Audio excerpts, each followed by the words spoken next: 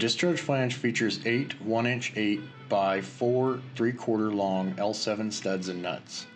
Begin assembling the studs into the threaded bores, ensuring the fastener identification stamped on the end of the stud is facing out. Thread the studs until fully bottomed into the bore and rotation stops.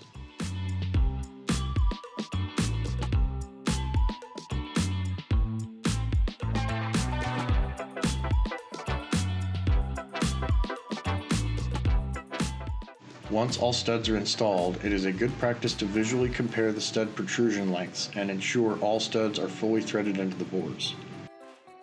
When replacing a flange on a unit in service, it is important to clean the discharge flange seal groove and the seal surface of the fluid end. Lubricate the discharge flange seal groove and install the seal. Next, lubricate the discharge flange seal bore of the fluid end. Install the discharge flange onto the fluid end with the part engraving facing up.